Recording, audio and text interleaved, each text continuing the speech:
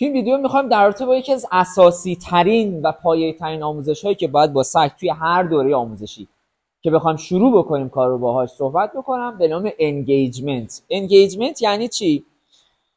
ببینید فرض بکنید یه شاگردی سر کلاس نشسته، به جای اینکه به تخته نگاه بکنه به بیرون پنجره داره نگاه میکنه. خیلی مهمه که من وقتی که دارم با سگ کار میکنم تمام تمرکزش، فوکسش روی من باشه، چه دارم کار فرمان پذیری میکنم چه دارم روی بحث‌های رفتاری کار میکنم.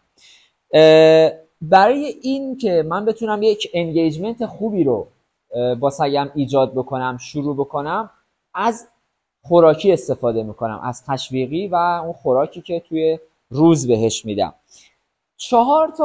در واقع 4 تا کاری که من میکنم با سگ توی تمرینات انگیجمنت رو توی این ویدیو، توی ادامه این ویدیو میخوام براتون با سگ انجام بدم. اولین مرحله موومنت هست. خیلی موقع ها ما میشینیم توی بحث آموزش سگ میایم بیا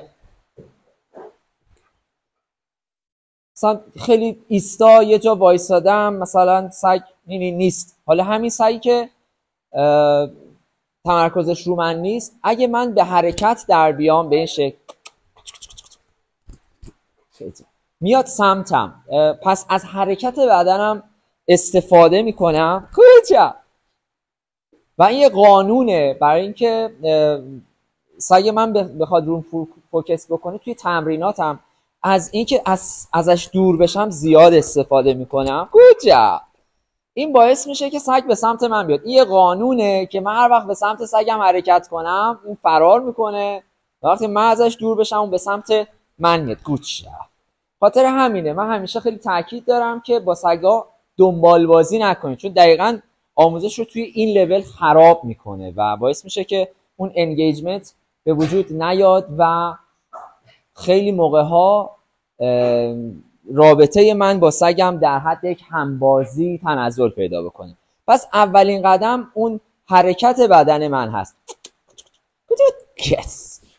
دومین قدم هم توی آموزش انگیجمنت این هستش که فقط برای یک کار سگم یک جایزه بهش نمیدم، جایزه دادن رو طول میدم و این باعث میشه که سگ من خیلی گیر بکنه روی من که چکم بکنه ببینه بعدی کی میاد. اوکی، وقتی سگ قابل پیش بینیه که اوکی مثلا من نشستم یه دونه جایزه میگیرم تمام میشه، این باعث میشه که بعد اینکه من جایزه‌شو بگیره بخواد توجهش به جای دیگه جلب بشه. ولی وقتی که میاد میشینه با حرکت بدن من یه جایزه میگیره، یه جایزه دیگه میگیره، یه جایزه دیگه میگیره، بعد میره توی فرمان بعد، باعث میشه که تمرکز سگم هم بیاد روم و بتونه تو تایمای طولانی تمرکز رو حفظ بکنه. کجا یعنی من یک بار میتونم 2 بار جایزه بدم، یه بار 5 بار جایزه میدم، یه بار 6 بار جایزه میدم و هیچ وقت قابل حدس نمی کنم که بعد از یک رفتار صحیح قرار چقدر این تایم در واقع تشویق شدن زمان ببره. این خیلی نکته مهمیه.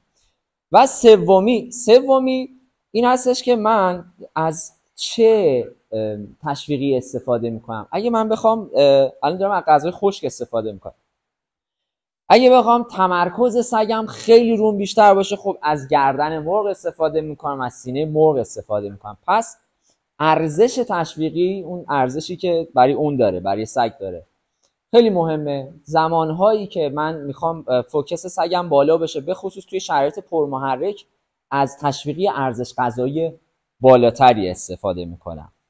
4مین تمرینی که با سگ توی انگیجمنت انجام میدم ایجاد تضاده قبل از اینکه جایزه بگیره و بعد از اینکه جایزه بگیره، به خصوص استفاده همزمان از 3 تا مورد قبلی و تشویق کلامی.